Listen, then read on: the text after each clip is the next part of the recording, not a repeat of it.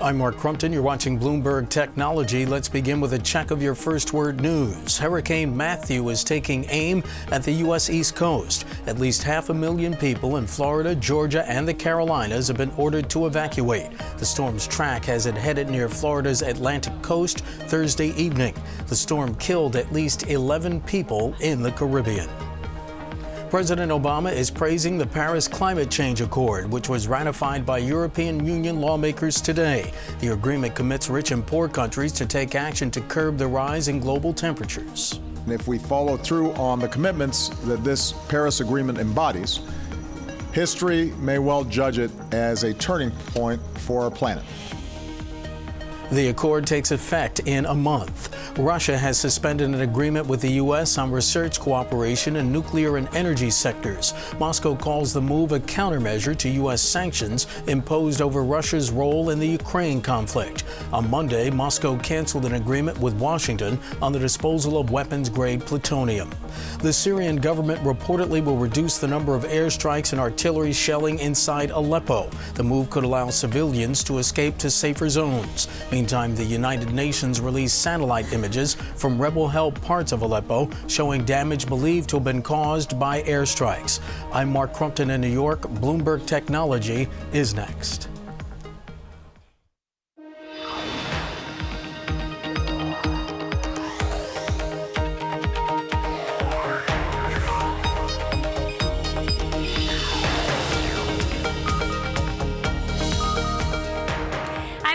And this is the newly named Bloomberg Technology. Tech is global, and so are we. We are pushing beyond Silicon Valley to bring you the stories around the world that matter most, from San Francisco to Shenzhen, Tel Aviv, London, and Berlin. And with that, we are excited to welcome you to Bloomberg Technology and say farewell to Bloomberg West. It's been a great run. Coming up, it has been 1 year since Jack Dorsey returned to the helm at Twitter. We'll take stock as the company's future hangs in the balance.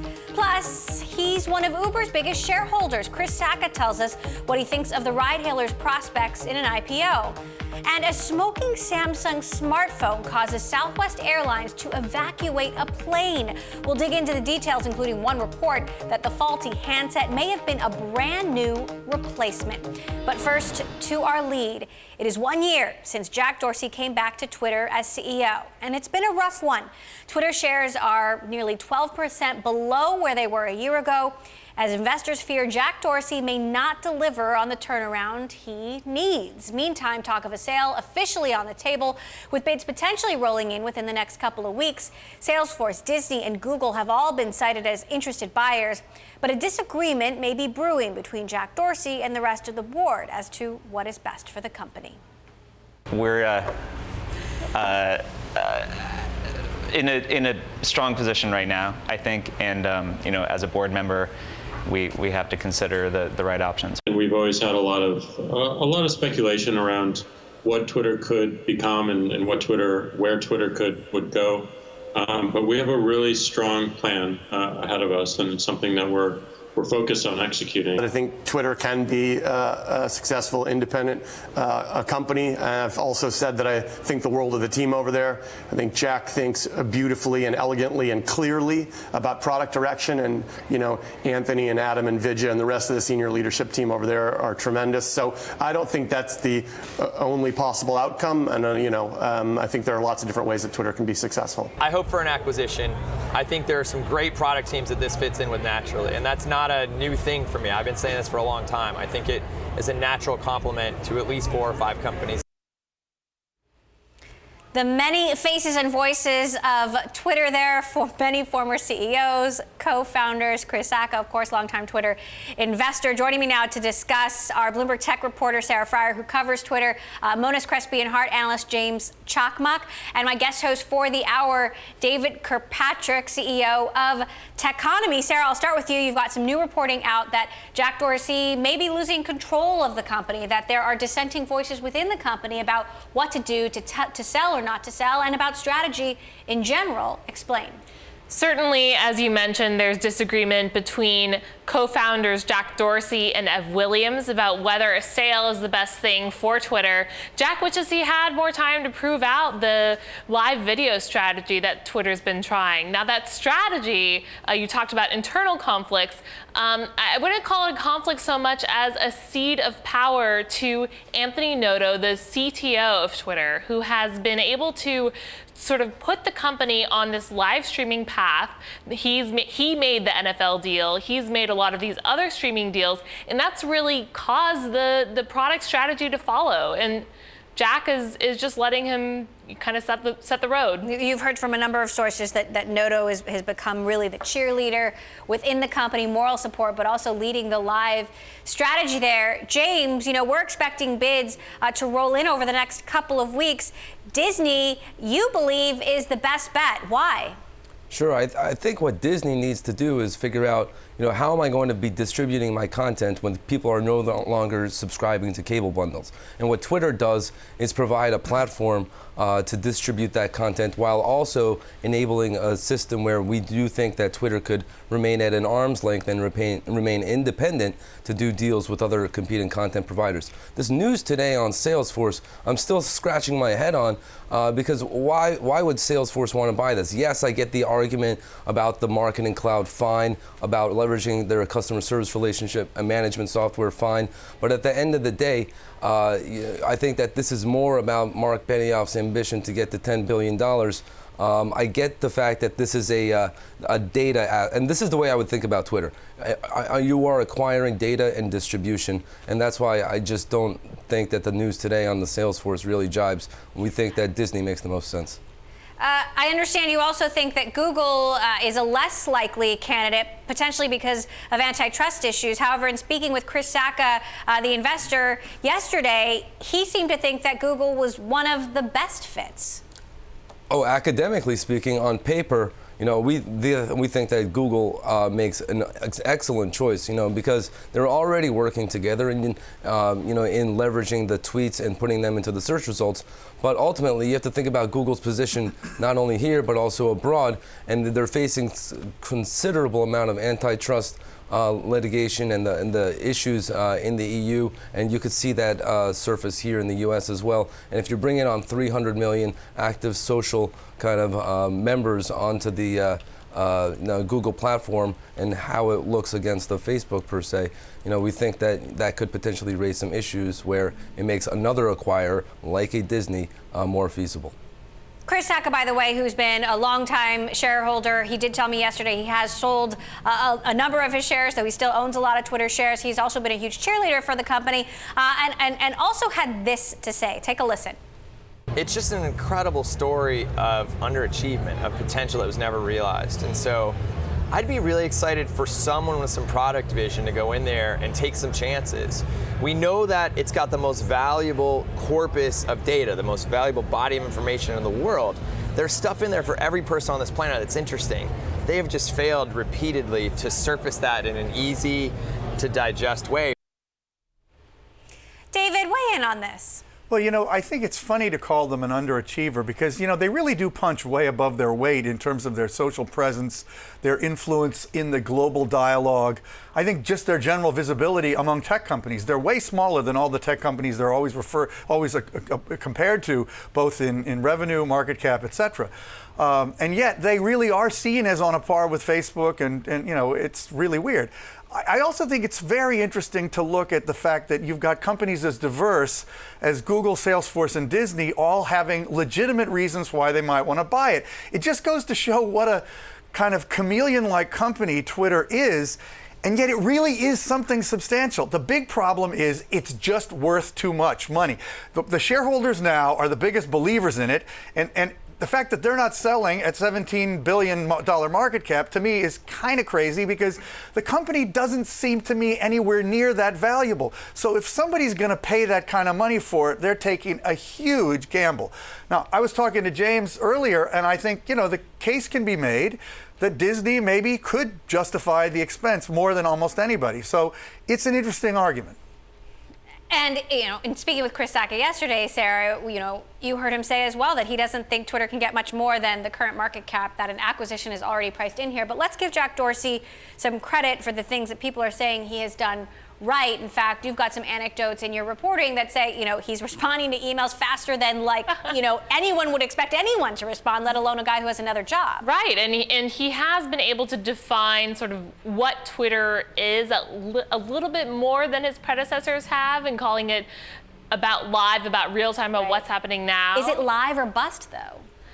I think that's the point we're at now, right? He's gone a year without really moving the needle in those user numbers. Now we're at a point where they have this new strategy they're just putting to test. They need to show some progress on it. They need to show numbers, or else this roar for an acquisition is going to get louder and louder. Now, to be fair to Jack, when Dick Costolo was in the CEO seat, people were saying the same things. Why hasn't Dick moved the user numbers? It turns out that changing the CEO didn't really quite make a difference in that area. Will selling the company make a difference too? I don't know. That CEO seat at the helm of Twitter has never been an easy place to be. Sarah Friar, I know you'll keep us posted on every step of the way, march toward acquisition or not. James Cakmak of Monness Crespi Hardt, David Kirkpatrick, you are sticking with me, my guest host for the hour. Coming up, more of our exclusive interview with investor Chris Sacca, this time talking about Uber, why he's calling Uber's sale in China a win. Plus, Jeff Bezos' Blue Origin takes a big step forward in his plan to blast wealthy tourists into space. We explain later this hour. This is Bloomberg.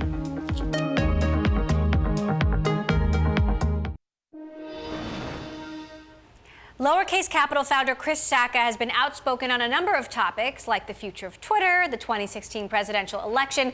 He is also a big shareholder in Uber, once telling me that the ride-hailing company will be a winner in a winner-take-all market. I sat down with the venture capitalist at Dreamforce and asked him what he thought about Uber selling its China business to DiDi. Take a listen. I think the China thing ended up being a big win. Look, Travis, as we've talked about in the past, just is irrationally entrepreneurial sometimes. First city we launched was San Francisco. The second city we launched was New York, which is a punishingly difficult city to do business in, but he wanted to go there and prove we could do it.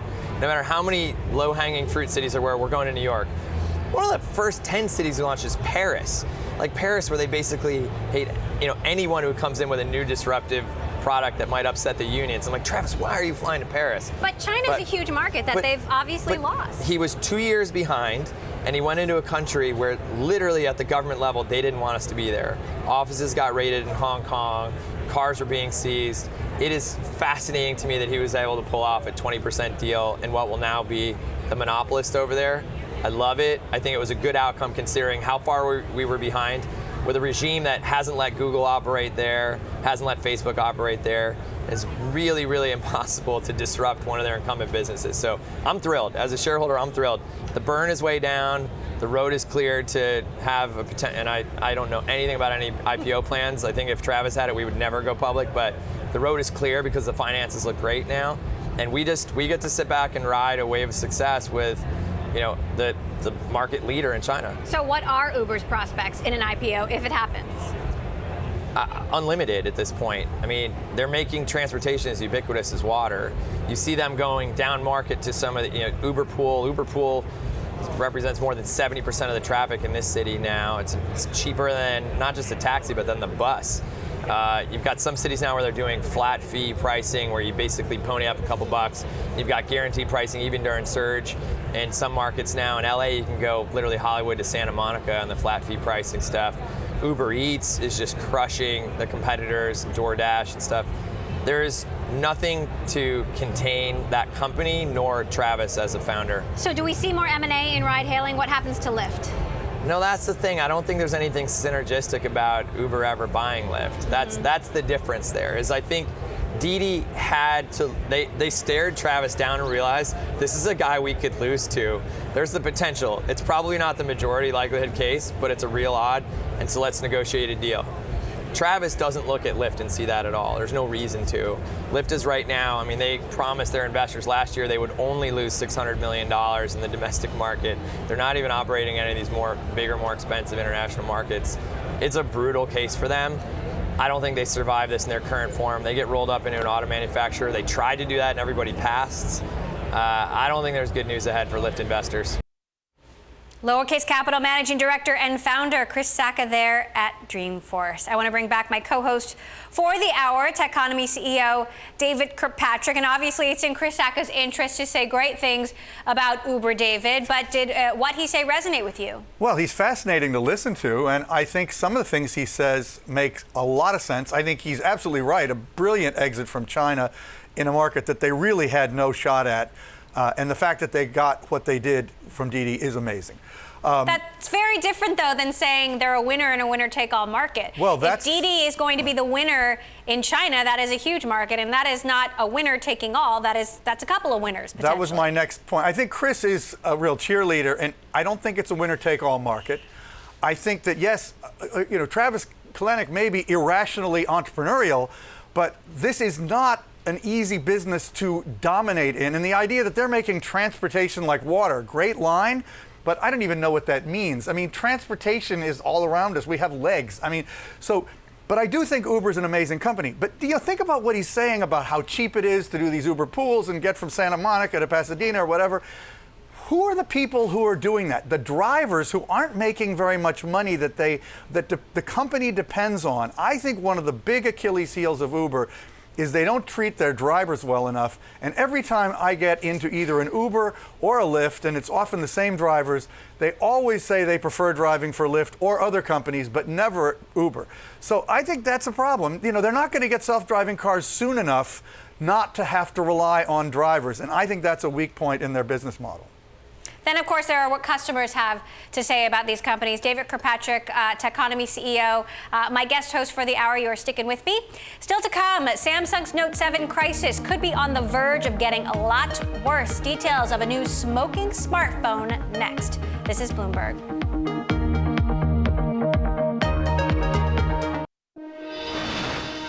In this edition of Out of This World, a big step forward for Jeff Bezos' space company, Blue Origin, in its plan to send tourists into suborbital space. The company completed its most rigorous test yet of an escape system that would shoot passengers out and away from the rocket in the event of a problem. The New Shepard rocket blasted off from a test site in Texas this morning.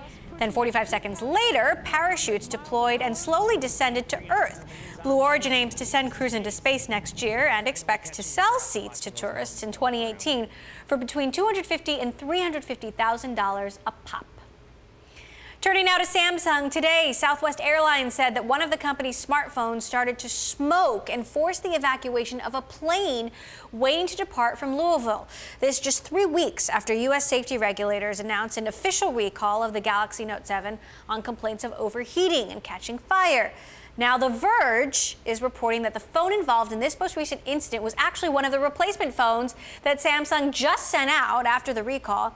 Samsung is staying tight-lipped for now, saying in a statement, "Until we are able to retrieve the device, we cannot confirm that this incident involves the new Note 7. We're working with authorities and Southwest now to confirm the cause."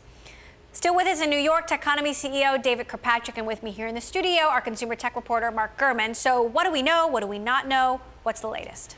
We know that the family aboard that Southwest plane with the replacement Note 7 is saying that it was a replacement Note 7, and they sent The Verge a photo of the box with a little black square on the code labeling, which indicates that it's a replacement device. It's a very common practice.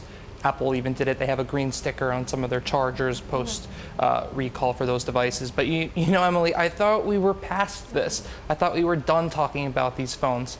I thought we were going to move on to a new topic, but this just keeps coming up and coming up for Samsung, and it's already getting out of hand. They claim they solved the issue. They didn't solve the issue. Clearly, there's a problem here. And it's also, interesting to me that if The Verge can figure out that this was a replacement device, if the family is saying this is a replacement device, how come Samsung can't come out and say it's a replacement device? Are they embarrassed? I mean, do they think this person is making it up? How long does it take to get their hands on the device? How long does it take to get pictures of the device? Well, of course, they're saying they legitimately don't know yet. On the other hand, they're fielding activist investor issues where a company called Elliott Management is saying that Samsung should be splitting in two, relisting its core business on the NASDAQ. This isn't something that has never been proposed before, but this is obviously a huge company. There are a lot of different departments within this company, and now that they're going through these issues, one wonders if perhaps they should be more focused. Honestly, maybe they should be more focused, but I don't think that splitting the company in two is going to solve the problem. The problem here, and our colleagues, part of Bloomberg Technology in Asia, wrote an amazing story detailing that in the rush to beat the iPhone 7, they really didn't put in the amount of testing they should have in these battery components and sourcing out of the supply chain. So that's not related to having to split the company in two or not. They need to refocus the management within the company. They need to change their procedures. And I think some weight on this even should go onto the carriers. Obviously, these wireless carriers are very trusting of their partners like Apple and Samsung. But when people buy an iPhone, it's not only an Apple iPhone, but let's say you buy it from the Verizon store, it's the Verizon iPhone. People called the first CDMA iPhone a Verizon iPhone. So these carriers are part of the marketing behind it. They have their brands at stake. So I think that carriers themselves, they need to put more attention into testing here, just like a company is going to vet someone they hire before they hire them. That's an interesting point. David, Samsung is obviously in a vulnerable position right now, and you have investors trying to take advantage of that. But just how vulnerable would you say this position actually is? I would say very, very vulnerable. If this proves to be true, and I think we have to basically assume it's not a dirty trick by Apple or Elliott management to kind of make Samsung's situation look even worse, it would be a great thing for them to pull off if they could, because nothing could make the company look worse.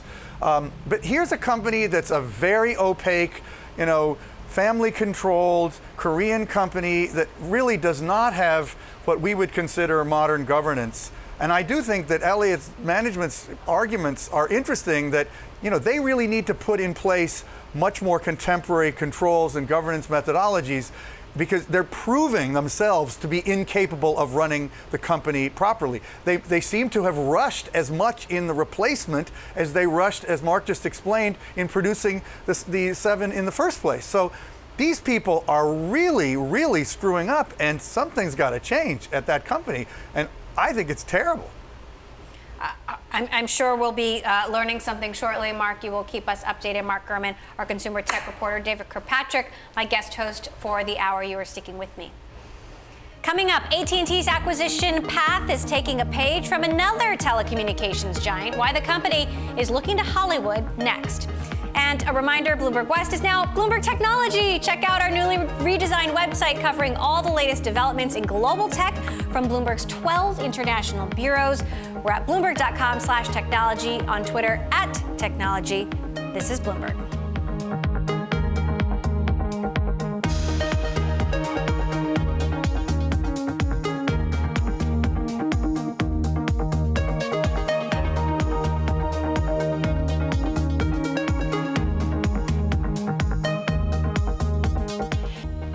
I'm Mark Crumpton. You're watching Bloomberg Technology. Let's begin with First Word News. The United Nations Security Council has selected the person it wants to succeed Ban Ki-moon as leader of the world body. Today, after our 6th straw poll, we have a clear favorite, and his name is Antonio Guterres. And we have decided to go for a formal vote tomorrow morning at 10 o'clock, and we hope it can be done by acclamation. This is what we are looking at. Guterres is the former Prime Minister of Portugal. He previously served as UN High Commissioner for Refugees. The General Assembly must approve today's Security Council vote.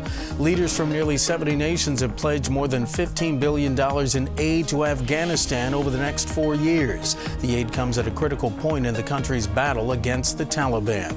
The federal prosecutor's office in Brussels says today's stabbings of 2 police officers were terror-related. The officers' wounds weren't life-threatening.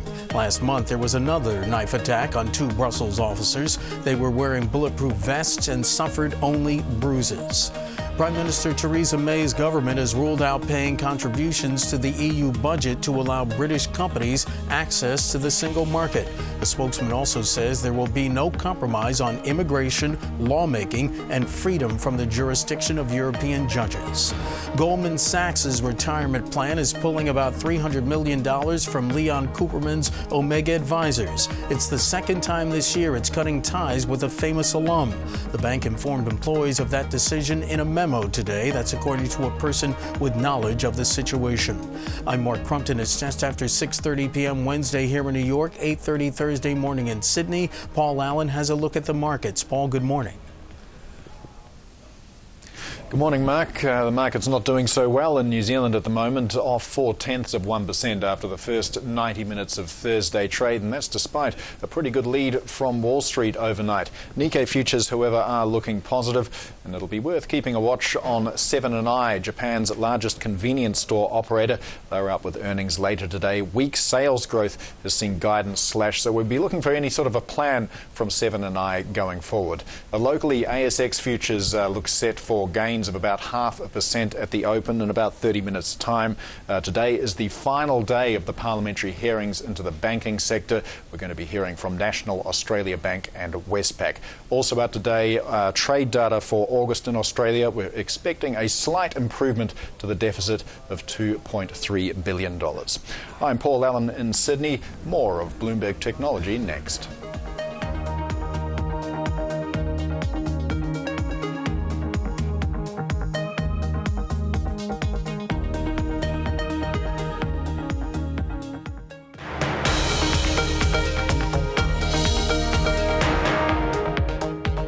This is Bloomberg Technology. I'm Emily Chang. AT&T is now on a new acquisition path, focusing on media companies.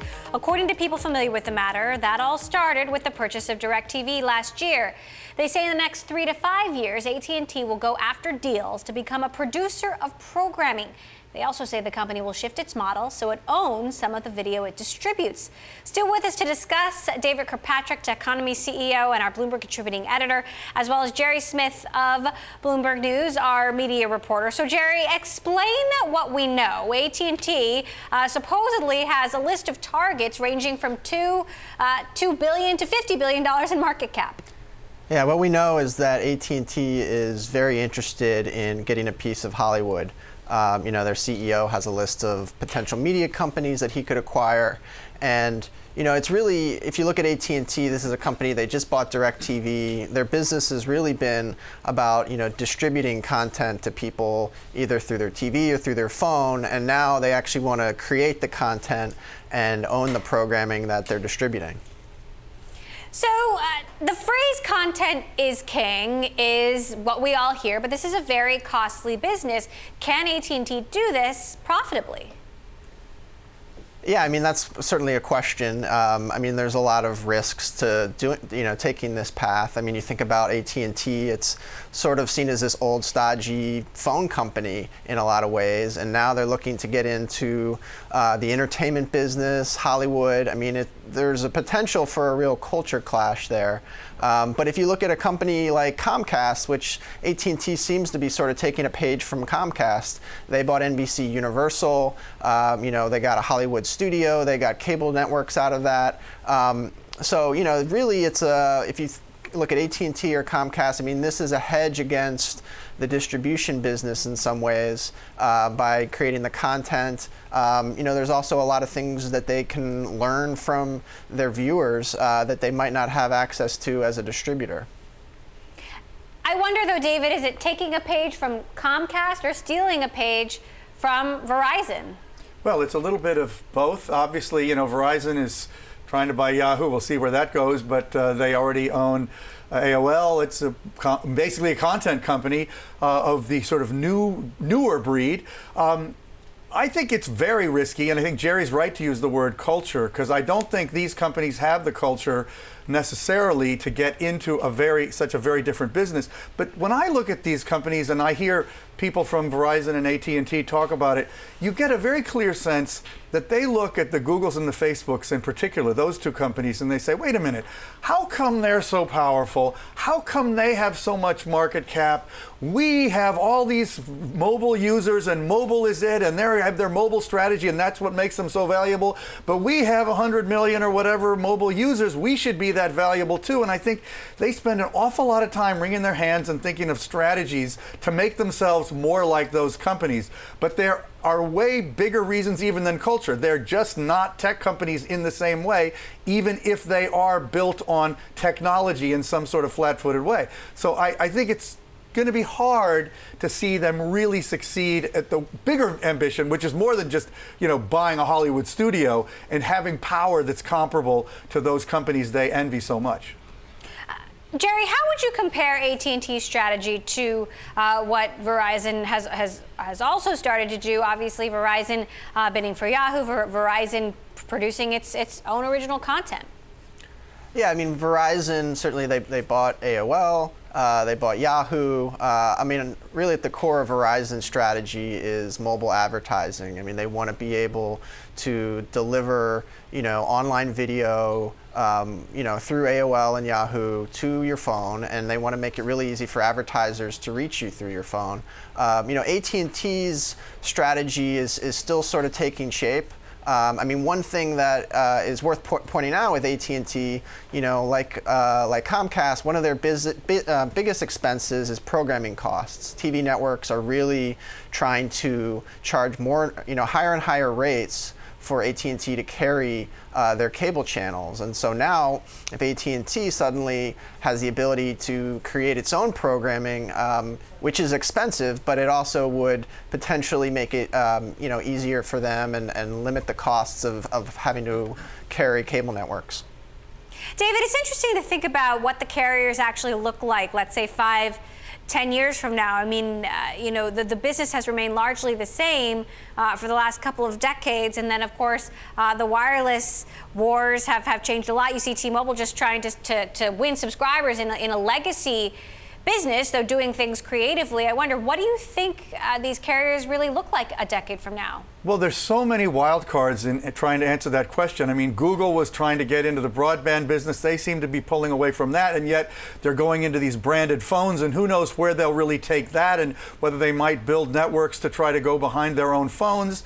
I think this whole industry is in such turmoil. One of the things that I was thinking about is, as I'm sitting here, is how the whole distribution methodology of content is shifting so rapidly. Disney might want Twitter because it wants to control a distribution path that would be a hedge against its cable channels becoming less important if people cut the cord with their cable systems.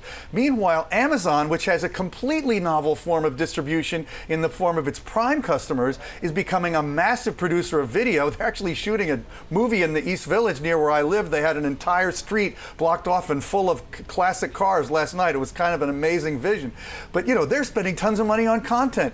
So, the players are shifting really quickly, and we got to remember Amazon's as much in this as everybody else, and each one has a different way they think they're going to assemble a whole sort of ecosystem. All right, David Kirkpatrick, our Bloomberg contributing editor, CEO of Techonomy, as well as our media reporter, Jerry Smith. Jerry, thank you so much for joining us. David, you're sticking with me. A story we are watching: the FBI has arrested a U.S. contractor for allegedly stealing classified government documents. The Justice Department unsealed a criminal complaint Wednesday that said the stolen information could cause, quote, exceptionally grave damage to national security if released. According to a person familiar with the matter, the contractor is Harold Martin of Maryland. He was arrested on August 27th. Martin worked for the consulting firm Booz Allen Hamilton and was assigned to the NSA. That is, of course, the same employer of whistleblower Edward Snowden, who took and released thousands of classified files from the NSA in 2013. The investigation into this latest leak occurred around the same time that sophisticated hacking tools apparently used by the NSA were leaked online. Shares of Booz Allen plunged on the disclosure. The firm said it has fired the employee in question. Coming up, as more players jump into the virtual reality race, we'll look ahead to PlayStation releasing its long-awaited headset and get the latest on Google's Daydream View. And do not forget to tune in this weekend. We'll bring you all the best interviews from the week, including our conversation with serial entrepreneur Mark Cuban from Dreamforce. That's Saturday on Bloomberg Television. This is Bloomberg.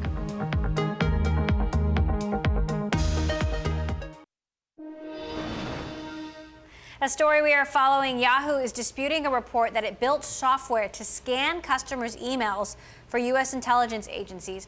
Reuters had said Yahoo complied with government orders to scan hundreds of millions of Yahoo Mail accounts on behalf of the NSA or FBI. In a statement, Yahoo said, "We narrowly interpret every government request for user data to minimize disclosure. The mail scanning described in the article doesn't exist on our systems." Yahoo is under increasing scrutiny ahead of its planned acquisition by Verizon. Last month, the company disclosed a hack that exposed 500 million customer accounts. The VR race is upon us. PlayStation's virtual reality headset is gearing up to launch next week alongside a fresh lineup of VR games. The upcoming rollout comes on the heels of the releases of Oculus Rift and HTC Vive earlier this year. Google is also joining in, unveiling its Daydream View earlier this week. With the holiday season quickly approaching, which VR headset will reign supreme? Joining me now are Bloomberg Intelligence's Jitendra Wawal, who's experimented with every VR headset on the planet, as well as my co-host for the hour, David Kirkpatrick, our Bloomberg contributing editor. So, Jitendra, on the one hand, when you look at Sony, you could say they're a little late to the game, though the game just started. On the other hand, they've already got this giant network of consoles that already exist. So does that give them an edge? What do you think? Absolutely. So 40 million plus PlayStation 4 is already out there. If you look at the monthly active users on the network, 65 million. And let's not forget the content strength that Sony has. Their in-house studios are very strong. They have extreme fan following over, last couple of years, and they can sort of leverage those things and upsell these devices. But if you look at the expectations, they're not that high with respect to what their upselling capabilities right now. What about the price? The PlayStation is a bit cheaper. Though you already have to have the consoles, though the HTC and the Oculus fairly expensive because you need the entire PC to go with it. Google Daydream, on the other hand, very cheap, but we don't know how that'll translate into the experience. How do you see this playing out when it comes to price? So Google Daydream is targeting another set of customers, more casual, easy to use. The price points are much lower. Again, unit volumes would be higher in that thing. If you just look at expectations, about 7.1 million expected this year, Daydream-like products.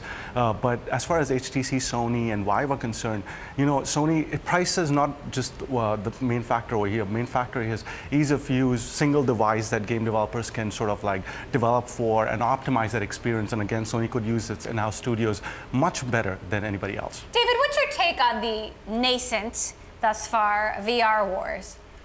I think it is very nascent. I think this is one of those technologies that we're starting to realize is absolutely going to be a major part of the landscape going forward. I think consumer electronics companies like Sony see it as a real opportunity to kind of leap back into relevance. And probably over time, Sony in particular, I think will do very well with it. But it's not, in my opinion, even though, yes, it's a great Christmas present for your 13-year-old or maybe even your 21-year-old, but it's not going to be a product category with content that's really going to appeal to a wide range of people and be a mass market product like a smartphone kind of level cultural penetration anytime soon. That's not to say it's not important. It's very important. Now, the Oculus Developers Conference is happening right now in San Jose, just about an hour away from where we are, and Mark Zuckerberg has just put out a post saying they will demonstrate something new at 10 a.m. Pacific time tomorrow, Thursday. Any idea, Jitendra, what this could be? Like David said, content is key over here, and there might be some content-related announcements over there. The mainstream adoption issue is definitely, it's longer term, like we had estimated before. Around the 2020 timeframe is when all the ecosystem around this new product type will evolve. But right now, the focus is mostly on gamers. And what about content? Who can compete the best when it comes to content? Well, even if you have the content delivery platforms are not there yet. Streaming, this much bandwidth, the requirements, the experience, it won't be ready. So it'll be just pilot stage, nascent, just pitch the idea to consumer, like, look out for these products. The products will evolve, and hopefully, the bandwidth will solve itself longer term, and this thing will reach mainstream. David, you wrote the book on Facebook. Any idea what surprise Mark Zuckerberg could have in store tomorrow? No, but it's been very interesting to me to see how excited he has become about Oculus. I mean, obviously excited enough to spend billions to buy the company in the first place, but he really believes that it's not just for gamers, and that down the road, our interaction with our friends on Facebook is going to be in a virtual space where we probably feel in some very convincing way that we are with each other despite distance. And that is very cool. I'm very interested that he thinks that so passionately, and I want to watch that very carefully. I'll be paying close attention tomorrow. All right, David Kirkpatrick, our Bloomberg contributing editor. You were sticking with me. Bloomberg Intelligence's Jitendra Rawal, our VR in-house expert. Thank you for stopping by. Thank you. Tomorrow on Bloomberg Tech, our global coverage continues. We'll be joined by Xiaomi VP of Global Operations, Hugo Barra, plus Sling TV CEO Roger Lynch. Plus, Amazon and Google have been investing a lot of money in drone delivery. So how'd they get beat to the punch by a small startup in Reno, Nevada? That is next.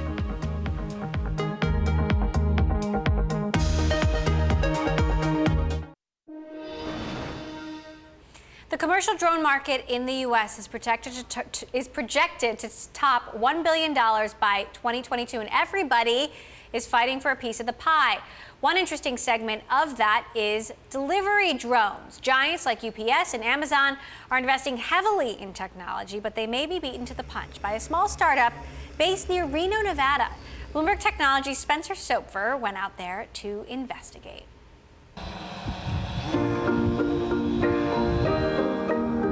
There's already more than 500,000 drones that have been registered in the US. There's nothing quite like a flying robot delivering a package into your hands within minutes of placing an order. That is a magical experience.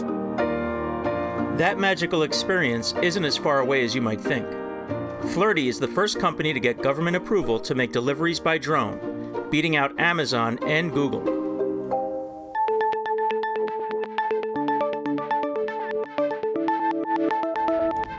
DZ, IP, are you ready to go? Yes, good to go. Okay, we are clear and ready for you to deliver. We're in the desert outside of Reno, Nevada, at a secret site where this small startup regularly tests its delivery drones. And what is the scenario we're thinking about today? Tell us about that, what the customer application of this would be. So the customer application is simple. You open your smartphone, you push a button in order to order over-the-counter medicine. We load up a package, they take off vertically, they fly based on predefined GPS coordinates to the customer's home location or smartphone location. And then when the customer's ready to receive the delivery, the drone hovers at about 50 feet, which is above trees, above buildings, and above power line. So it was at 100 feet, it paused, and now it's coming down to 45 feet to hover and lower the package to us. We've designed custom packaging to ensure that cold food stays cold, hot food stays hot, and delicate foods stay unbroken. So Spencer, another Flirty drone delivery? Chili dog here, pink bismuth here. Exactly. Okay. We then fly back and land autonomously where we took off from, reload the drone and conduct that delivery again. All the testing in the desert is paying off. Flirty drones are already delivering Domino's Pizza in New Zealand, and in July, Flirty teamed up with 7-Eleven to make the first drone delivery of over-the-counter medicine to a customer's home in the United States.